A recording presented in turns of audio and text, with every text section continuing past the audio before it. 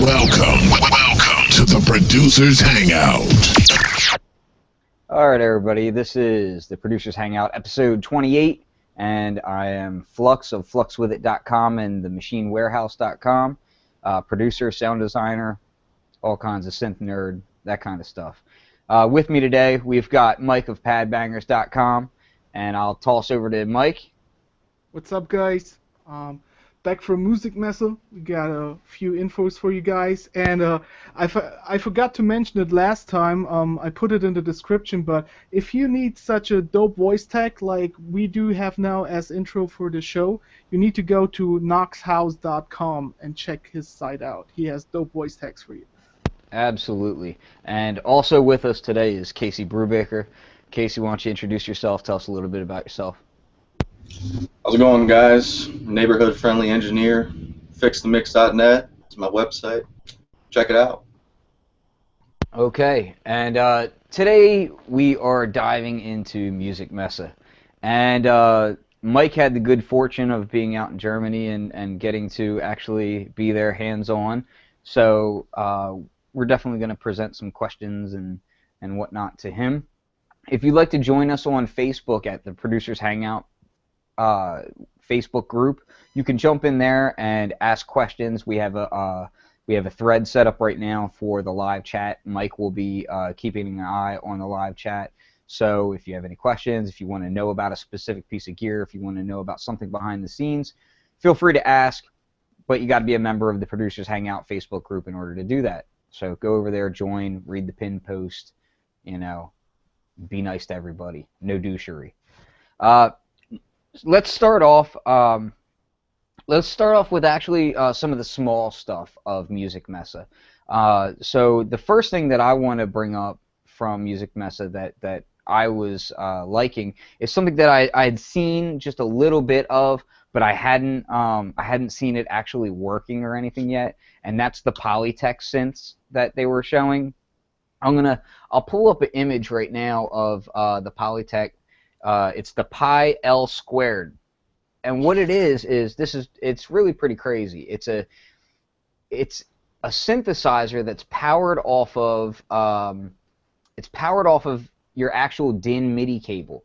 So you can plug this thing in, and without any other power source, you can just get up and start making music with it. It has digital oscillators and an analog filter on it. So how they're able to power an analog filter off of MIDI, I have no idea. Very interested in it, and looking forward to try it out. Everything inside of this thing is MIDI mappable. So what you do is you plug it into your controller, and then you can just grab your knobs and set up your MIDI destinations and tweak it as if it's a full synth, which is pretty awesome. Along with that, they have another version that is specifically for use with a computer as well.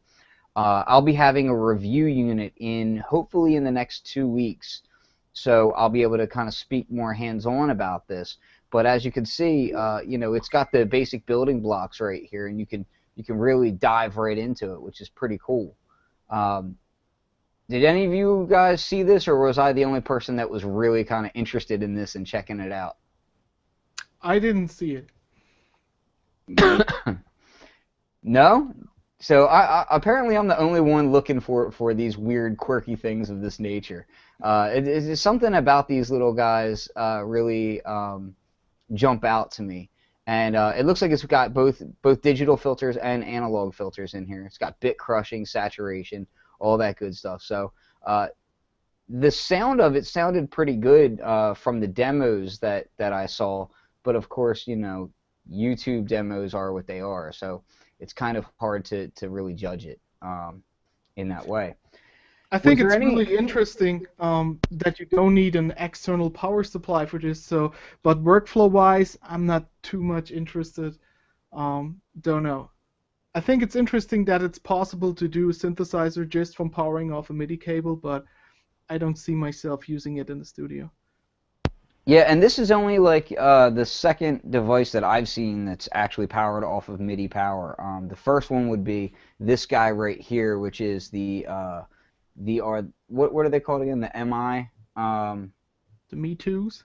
Something like that. Yeah, they're the little Bluetooth. It's Bluetooth MIDI, so it'll send.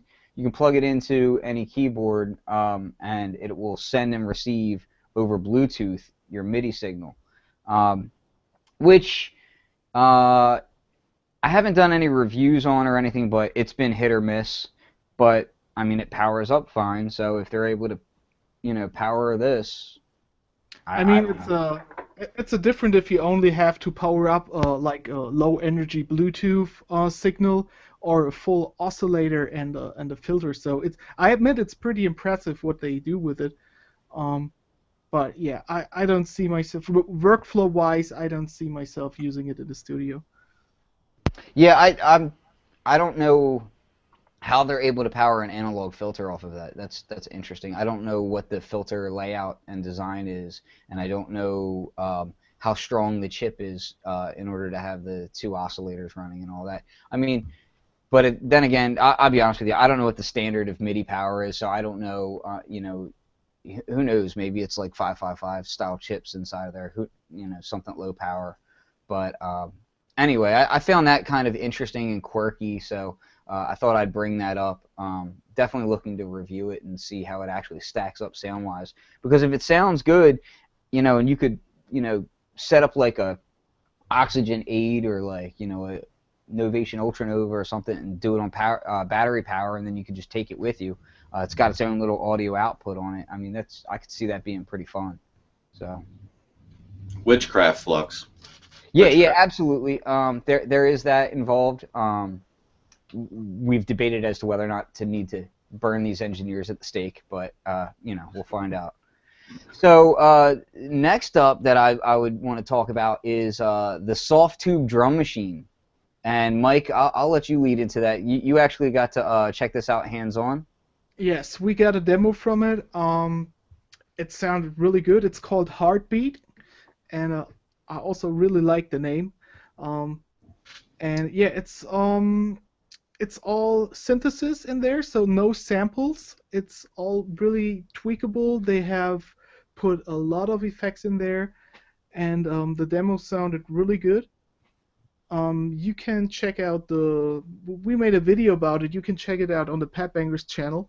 And we recorded some of the audio straight from their audio interface, so you get like the real audio quality from it. And yeah, this is how it looks like. So you have like a mixer section, then the synthesis section, just like a full-featured drum machine. And I'm looking forward to get a demo version or a review version when it's coming out. Yeah, to me, this is one of the few plugins that I've seen in a while that's really kind of sparked my interest. I'm very, very intrigued by it. The sound demos that I heard sounded really cool. A lot of the features, the way the routing is set up inside of it, and it's kind of, just the whole layout and everything just really looks awesome. And they're known for having extremely good designers, and their emulations are always top notch. I mean, these are the same guys responsible for some of the top notch Native Instruments compressor plugins and EQ plugins. So these guys are not slouches when it comes to emulation. So very much looking forward to that. The auto layer machine they have in the upper right of the interface, that's really interesting. That can really it's randomizing different sounds and make it a little chaotic, but you get some really interesting results from it. Now, did you get a chance to actually play with it, or were they just demoing it and showing it? How far along was it? I didn't play it myself. I was just seeing the demo. They're in beta status at the moment, so they're testing, and I'm not sure if they set a date when it will be released, but yeah, it's in beta status, so it can't be too long anymore. Yeah, hopefully you'll be having a review copy of that soon, because I'm very much looking forward to that one.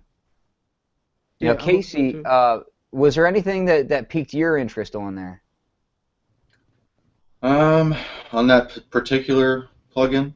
Well, just at Music Messe in general. Just at Music Messe? I'd say really the only thing that I'm really looking into is the roll and Euro rack modules. Those are definitely piquing my interest at this moment. I'm thinking Yeah, about them. absolutely. That stuff kind of took over the show, and rightfully so. So the the the big boy of it was the System 1M. The fact that they're actually taking that full line and making it into a modular with all those inputs and outputs is pretty fantastic. Um, I have a feeling that this is going to expand how many people are jumping into Eurorack module setups, exponentially. I I agree. also have a feeling that it's going to be seen on the used market like 3 months after release for very inexpensive prices. I think a lot of people are going to jump in thinking that it's the new cool thing, and then maybe not spend the time with it, and then end up selling them off cheap. So I'm kind of looking forward to that too, because I'm sure I'll grab one or two of them for that, because I actually my thing when I was using the System 1 is I like the sound. I had no issues with the sound at all on it, but I did not like the knobs. I wasn't really especially enjoying the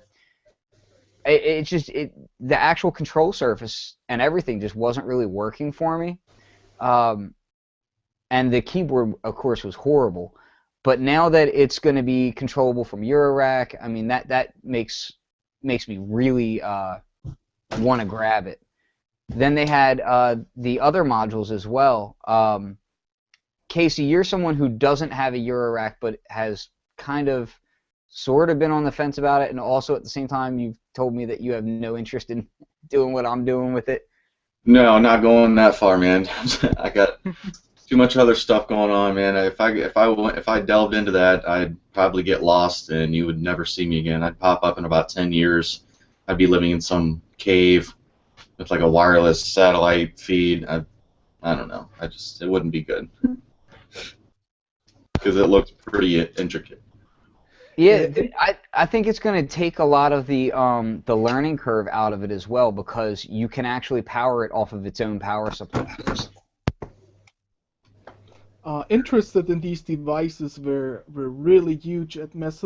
Um, Roland was definitely one of the most crowded booths. At least on that one day I was there, was one of the most crowded booths on that floor. And everybody, they had like I think 3 or 4 modular systems there, and everybody was patching up, and where the interested in it was really big.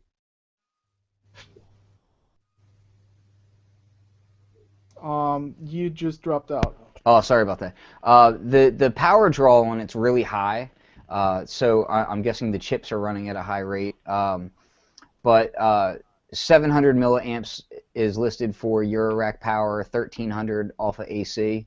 That's really high. So, most modules are running maybe 30 milliamps, and if it's digital, it's might be a bit more, but 700 is like way above what a lot of the analog stuff is for sure. So the fact that they have the separate power supply is nice. I like the fact that it has all the ins and outs that you could possibly want for Eurorack, really. So the fact that it can be a standalone desktop unit, I'll be setting it right next to my Eurorack. Like, I probably won't rack it up, even though I've got extra racks around here. I'm getting ready to build a much larger modular than this. But I mean, if I can keep it out of the rack and save that space, I'm like, hey, that's awesome. I'll do that. And the same goes for the separate little units. They can all be powered off of their own power supply as well. I'm hoping that they come out with like a daisy chain cable for it, so that I can just plug in, all the modules off of one power supply or something. That would be nice, because I certainly don't want to have like 4 or 5 wall warts, and I don't want to really power it off of my Eurorack power supply either. Hey, so we've got Roy just joined us. He's over in the UK. Oh yes, sorry about the late night. I got caught up in another voice call. No Just worries. got off that. So we were just we're in here talking about music Messe and all the wonderful things that have been kind of presenting themselves. Was there anything that you saw that maybe jumped out to you that you were interested in? Oh yes. Anything released by Modulus? Oh yeah, yeah, Those guys. definitely. Yeah, and what you guys were just talking about the Roland Eurorack stuff. So and also on that same note, the Modulus stuff seems to have shifted name, I guess. So now it is Modal, and Yeah, Module. Yeah. yeah, I Mhm. have to talk to Paul specifically about that. We had him on the show about a month or so ago. But yeah, so they had the 001 and the 008 and the 002R, which is the rack mount, which is nice Right. because it comes as a 8 voice or the 12 voice. So you can actually save some money that way. Uh, Yeah.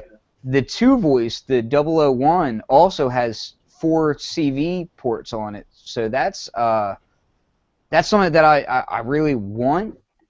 So now I'm Yep. just completely torn between, which one am I saving for? The O1 plus the rack, or the O1 plus the O8, or the O1 plus the O2, or the O2, or the O8. Yeah, and given the price point they're at, you really got to make a decision based on your actual needs because they're not cheap.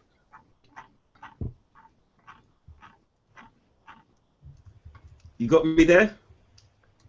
Yeah. Sorry about that. I keep muting myself. I'm still, people might have noticed that I had missed a show from being sick, and I'm still sick. So I'm muting myself to not cough in everyone's face.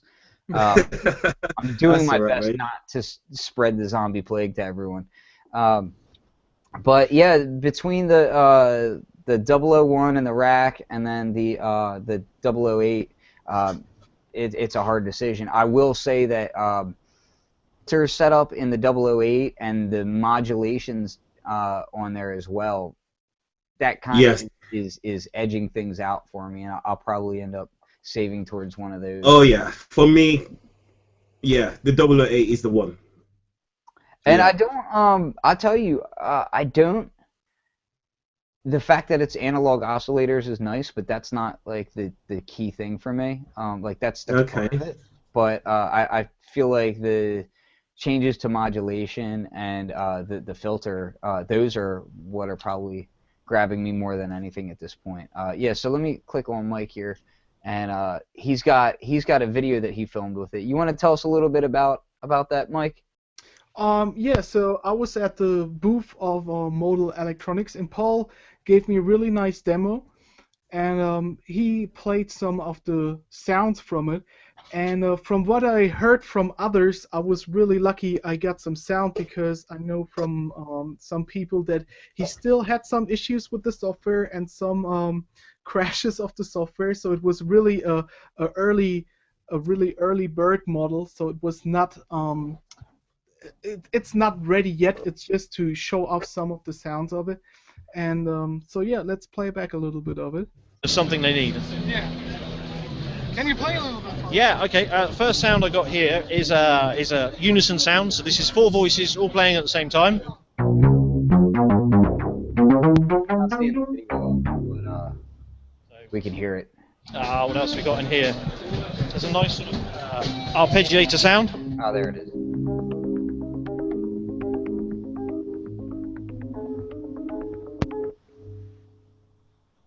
I was going for the THX sound with this one. I don't. It's not quite there, but it's close.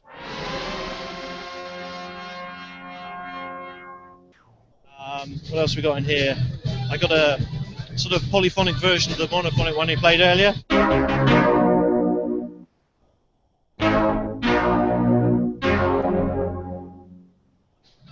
I'll show you one of the others. We've got a good example of the notch filter here, which makes it sound like a sort of late 70s phaser.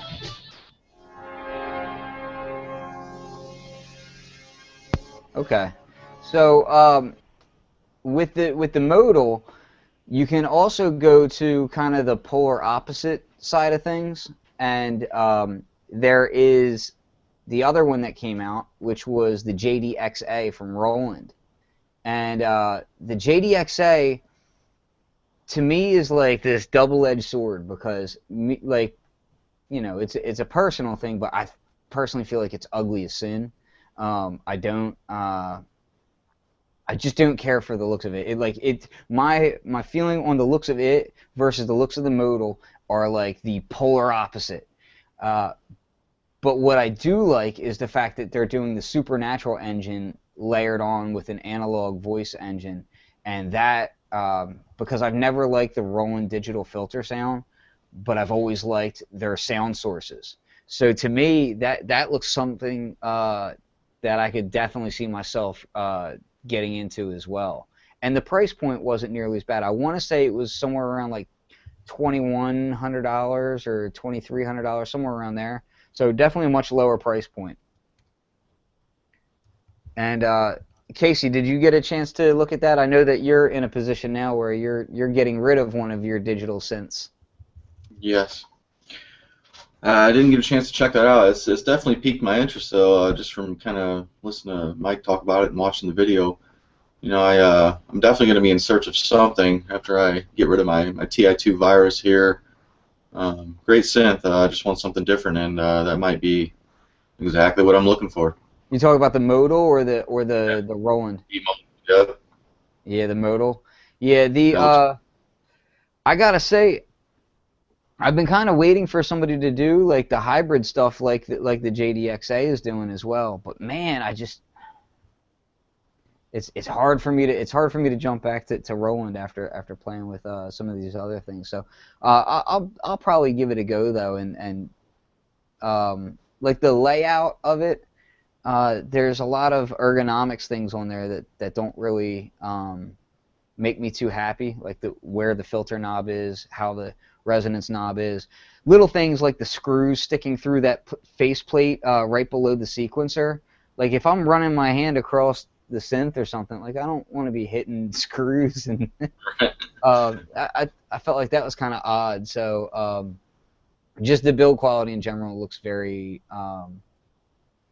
low to me, but again, like I'm gonna put my hands on it. We'll see what happens. The other thing that really got me excited was the analog modules from Roland. You know, in conjunction with Josh from Maleko, the analog modules on those look so fantastic. I mean, they're doing things like 6 inputs.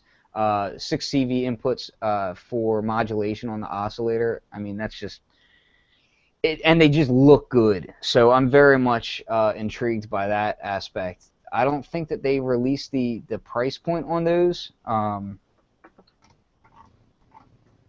but that's something that's got me very interested. That and the Aria, I don't even know if I'm pronouncing that quite right. The Aria modular pieces.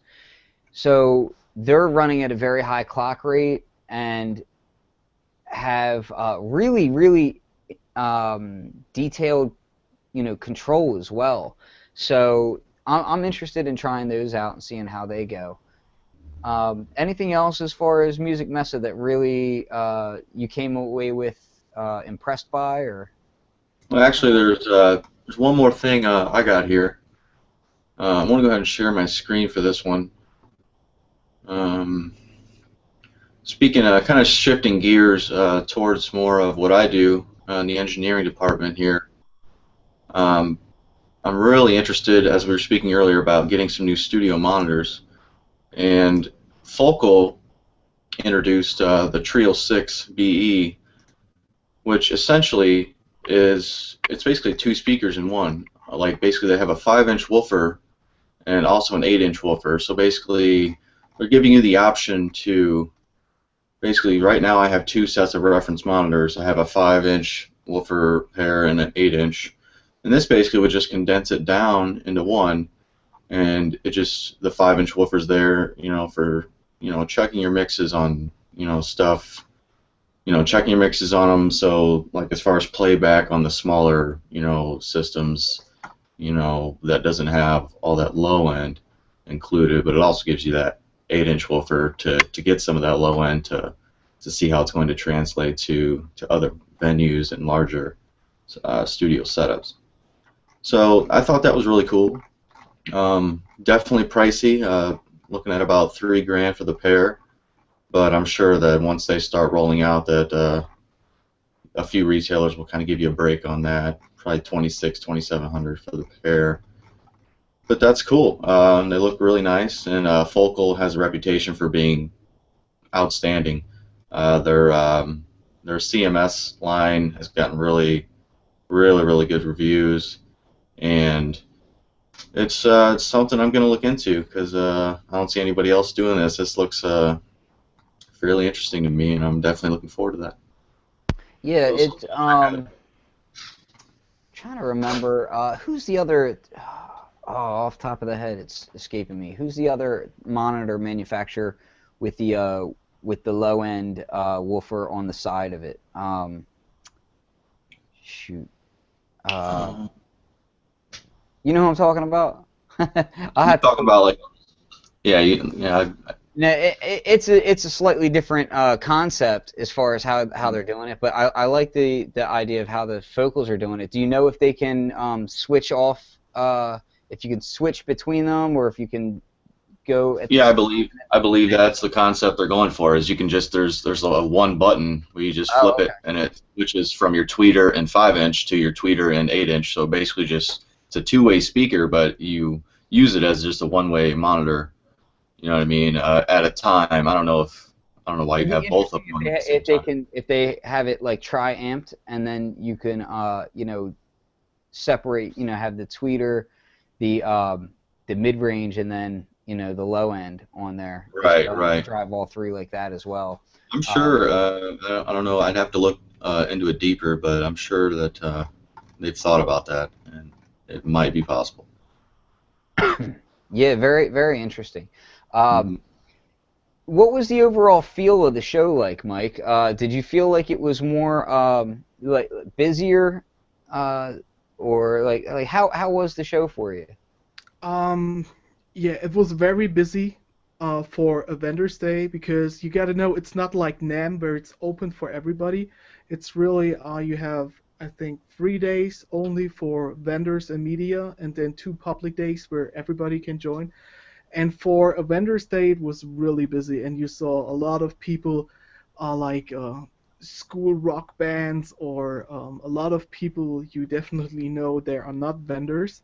So I don't know if they're just giving away tickets more easy this time, but yeah, overall it was very busy, but it was a really, really good feeling, and yeah, I met a lot of interesting people.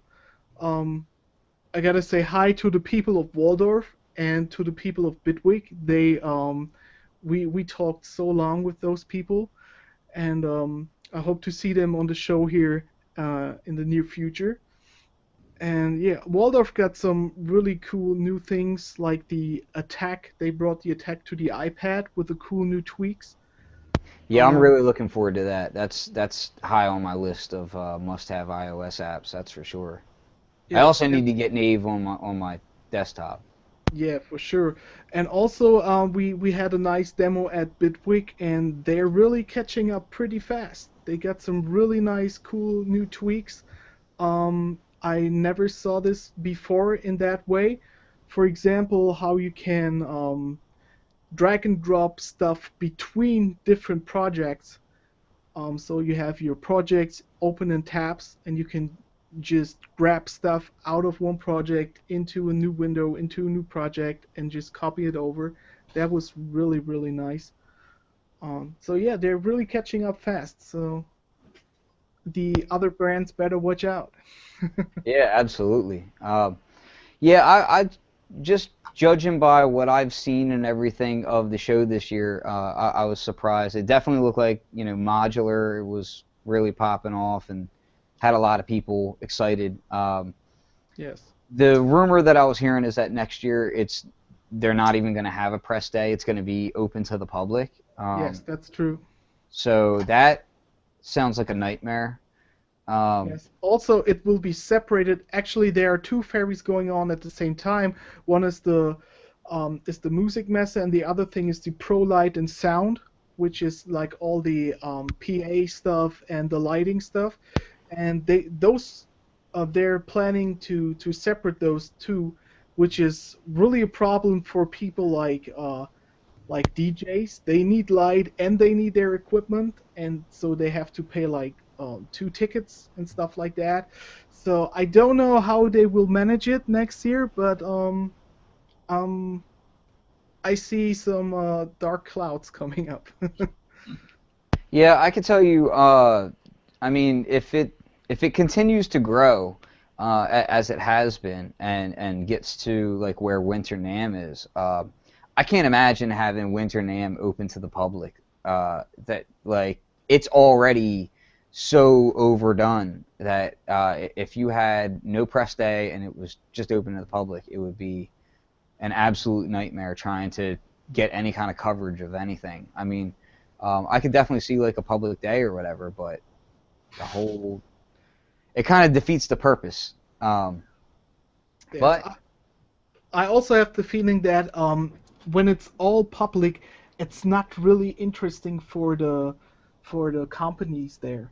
You know, they Yeah, try exactly. to sell their new stuff. They are not there to demo it to the public. You still should go to a music store if you want to check it out yourself. And I don't think Music Messe is the right place to do it.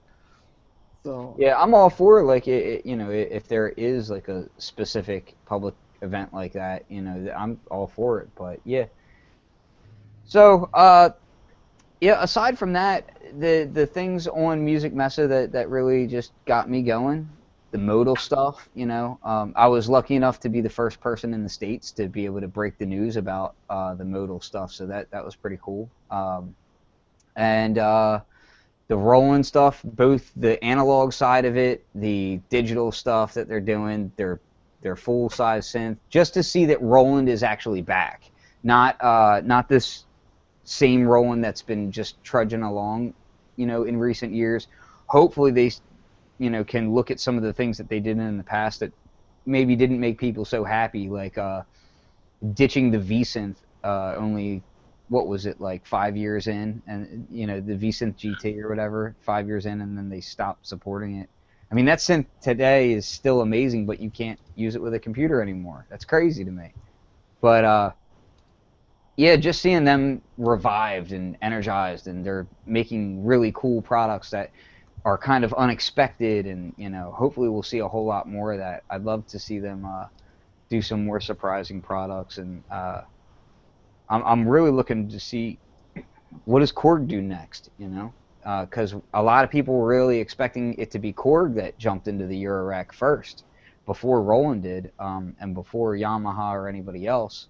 I feel like Yamaha giving the sequential name back to Dave Smith, that's maybe like a step in the right direction of their ownership as well, and maybe things are gonna start turning around for them as far as supporting some of the cooler technical products as well, because we haven't seen things like the Roland MV8000 has been gone for how long now? We haven't seen that. People speculate every year about a new Roland MV8000. So maybe we'll start seeing some work done on that kind of stuff. Yamaha has that brilliant, you know, RS and SU line of groove machines that we haven't seen in I don't know how long.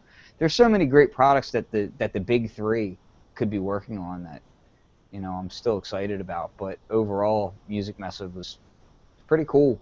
A lot of the smaller guys, I think, got a bit overshadowed when Roland did their announcement. So I think you'll start to see a lot of the little news, like little quirky things. There were some other great Eurorack modules that were announced. Bastel Instruments has like a whole new line of Eurorack modules that are really affordable.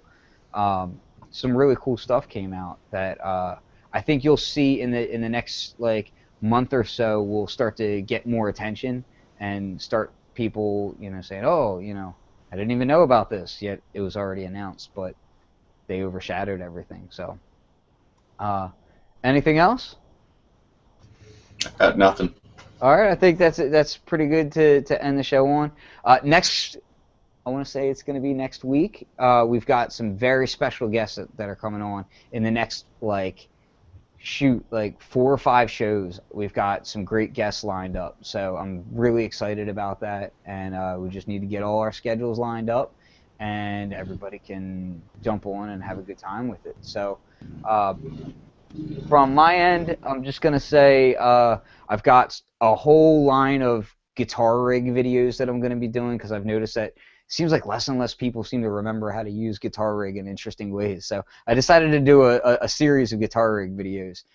So I'm going to do those. I've got a new Synthrotech Matson modular, the MST line video that will be out either tonight or tomorrow morning. I'll probably make it live tomorrow morning for their dual envelope, so that should be pretty cool.